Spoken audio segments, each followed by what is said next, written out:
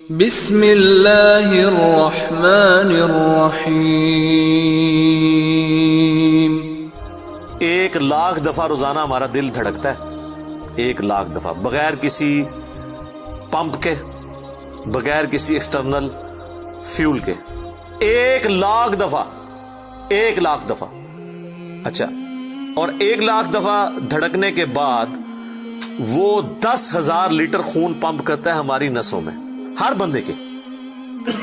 ایک انسان کے جسم میں جو نسوں کی لینتھ ہے نا، یہ آپ کی جو نروز ہیں، خون کی نالیاں، اس کی لینتھ اتنی زیادہ ہے کہ ایک بندے کی اگر صرف نسیں جوڑی جائیں تو زمین کے 2.5 چکر لگ سکتے ہیں۔ 40,000 کلومیٹر زمین کا سرکمفرنس ہے، 1,00,000 کلومیٹر 2.5 چکر زمین کے لگ سکتے ہیں۔ ان ساری نسوں میں خون کا پہنچنا اور وہ خون اپنے اندر آکسیجن لے کر جائے، ایک ایک خلیے تک پہنچنا، اور خلیے کی تعداد سینکڑوں میں، ہزاروں میں، لاکھوں میں، کروڑوں میں، اربوں میں نہیں ہے، 100 ٹریلین سیلز ہر انسان کے اندر موجود ہیں۔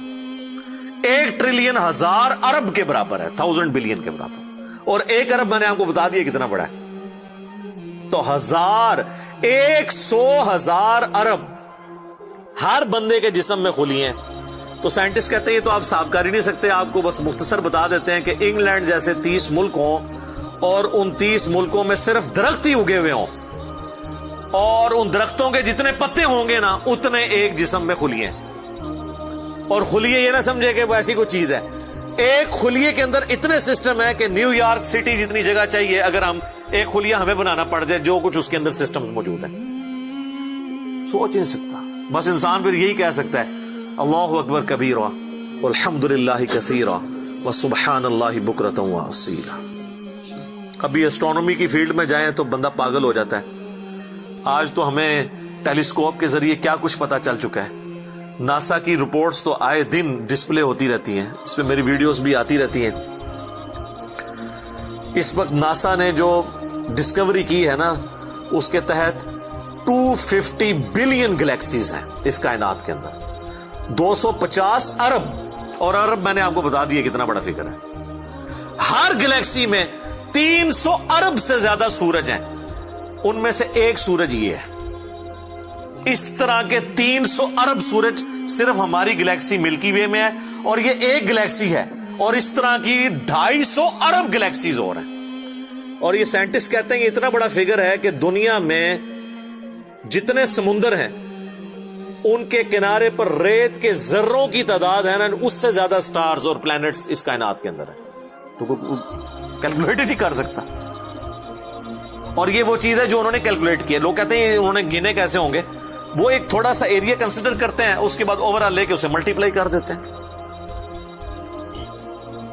یعنی اگر میں آپ کو بتا دوں کہ باسکٹ کا سائز اتنا ہے، اس میں اتنے انڈے آتے ہیں، تو یہ ہمارا حال جو ہے اس میں کتنے انڈے آئیں گے، تو آپ کہیں گے جی اس حال کا سائز بتائیں، اسے ملٹیپلائی کر کے کیلکولیٹ کر لیتے ہیں۔ وہ یہ نہیں ہوتا کہ وہ ایک ایک کر کے گنتے ہیں، ورنہ تو ان کو بھی لاکھوں سال چاہیے گننے کے لیے، اوور آل کیلکولیشن وہ کر لیتے ہیں۔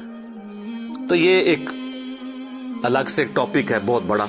اس حوالے سے آپ کو بتایا کہ یہ کوئی چھوٹی چیز نہیں جو اللہ تعالیٰ فرما رہا ہے کہ آسمانوں اور زمین کی پیدائش میں اور رات اور دن کے آنے جانے میں، اب یہ رات اور دن کا آنا جانا یہ کوئی چھوٹا معاملہ ہے؟ آج تو مطلب سائنس کی وجہ سے ہمیں جو چیزیں پتہ ہیں، ہم سے پہلے تو لوگوں کو پتہ ہی نہیں تھی۔ ان کا تو ایمان بالغیب تھا جن باتوں پہ، ہمیں تو وہ چیزیں سامنے نظر آ رہی ہیں۔ 3 بڑی بڑی موشنز جو ڈسکور ہوئی ہیں نا زمین کی، ان میں سے پہلی موشن یہ ہے کہ زمین ہر سیکنڈ میں ½ کلومیٹر اپنے محور کے گرد گھومتی ہے، 1 سیکنڈ میں ½ کلومیٹر، جس کی وجہ سے 24 گھنٹے میں ہمارا دن رات مکمل ہوتا ہے۔ میں ایکویٹر کی بات کر رہا ہوں، اس کے ارد گرد، میں نارتھ اور ساؤتھ پول کی بات نہیں کر رہا ہوں۔ وہاں تو سورج ود ریسپیکٹ ٹو زمین جو ہے افق کے ساتھ چل رہا ہوتا ہے، وہ الگ معاملہ ہوتا ہے، وہ پھر آپ کو پوری سائنس سمجھانی پڑے گی۔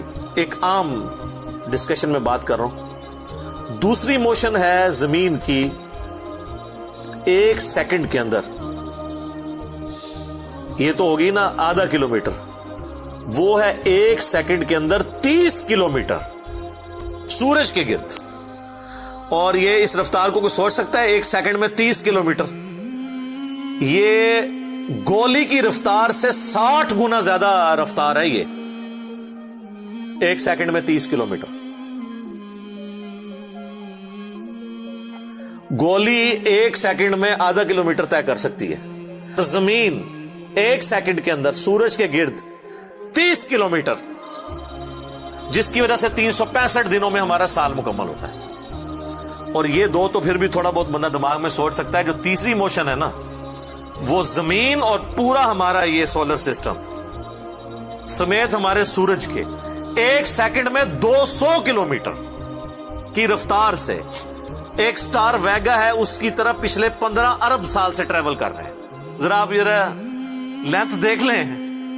اسی لیے جو کائنات کے فاصلے ہیں وہ لائٹ ایئرز میں ماپے جاتے ہیں. وہاں تو آپ کے سب کچھ فیل ہو جاتا ہے. یعنی روشنی 1 سال میں جتنا فاصلہ طے کرتی ہے نا، اسے کہتے ہیں لائٹ ایئر. اور روشنی جناب گھوڑے کی رفتار سے، بوئنگ کی رفتار سے، میزائل کی رفتار سے نہیں چلتی. روشنی کی رفتار ہے 3 لاکھ کلومیٹر 1 سیکنڈ میں. 1 سیکنڈ میں روشنی زمین کے 7 چکر کاٹ سکتی ہے.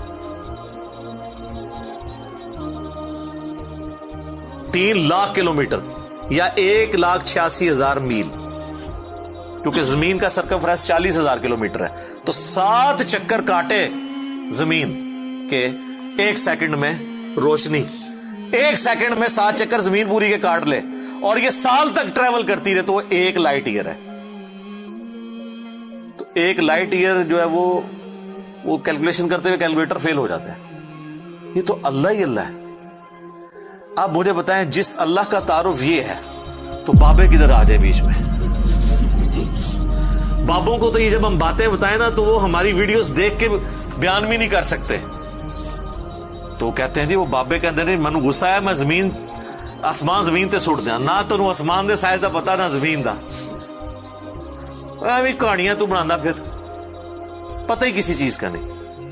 تو آج جس طرح خدا ابھرا ہے، وہ علامہ وحید الدین خان صاحب ہیں انڈیا کے، 95 ایئرز ان کی ایج ہے آلموسٹ. انہوں نے کتاب لکھی ہے دا گاڈ ارائزز، خدا ابھرتا ہے. خدا جس طرح ابھرا ہے نا جی اس لیٹسٹ ورلڈ کے اندر سائنٹیفک فینومینا کی ڈسکوری کے بعد، ابھی تو آپ سٹرکچر آف جین کے اوپر ڈسکشن کرنا شروع کریں. یہ جینز کیا بلا ہیں اور انسان اور نباتات اور حیوانات کی ریپروڈکشن کا کیا سلسلہ ہے. یہ تو انبلیویبل ڈیٹا ہے، کوئی انسان سوچ بھی نہیں سکتا.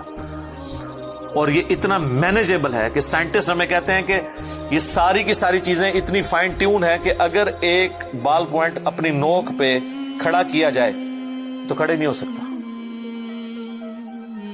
کتنا بیلنس آپ مرضی کر لیں، 1 ارب سال تک اگر وہ اپنی نوک پہ کھڑا رہے، اس سے زیادہ بیلنس اس کائنات کے اندر ہے.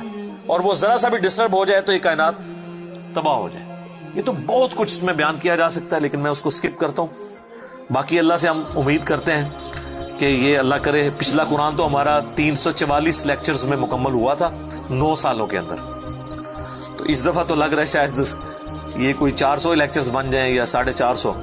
لیکن کوشش میں یہ کر رہا ہوں کہ ان ڈیپتھ گفتگو کی جائے، کوئی تشنگی کسی کی باقی نہ رہے کہ اس آیت میں یہ ایک امپورٹنٹ چیز تھی جو اس سے ریلیٹڈ تھی، وہ بریف کرنا ضروری تھی.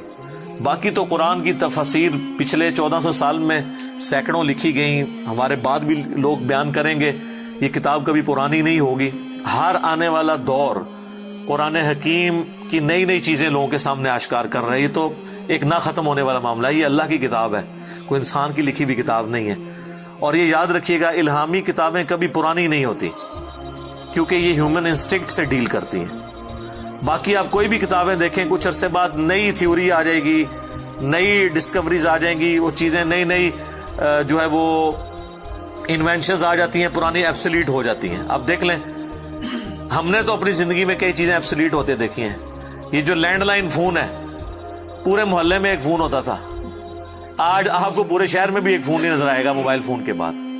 لیکن الہامی کتابیں پرانی اس لیے نہیں ہوتی کہ آج سے 10,000 سال پہلے کے انسان کی بھی ہیومن انسٹنکٹ وہی تھی جو آج ہے اور جو قیامت تک ہے، جو اللہ نے ہماری جبلت میں رکھی ہے. بیوی بچے ماں باپ یہ معاشرہ اس کے ساتھ کس طرح ڈیل کرنا ہے اور اس سسٹم میں رہتے ہوئے اللہ کو کیسے راضی کرنا ہے, یہ ایشوز ہمیشہ اسی طریقے سے رہیں گے. اس لیے الہامی کتابیں کبھی پرانی نہیں ہوتی. اور دیکھیں آج بھی آپ کتاب پڑھتے ہیں تو لگتا ہے آج کی بات ہو رہی ہے. سبحانک اللہم و بحمدک اشہد ان لا الہ الا انت استغفرک و اتوب الیک وما علینا الا البلاغ المبین. جزاکم اللہ خیرا.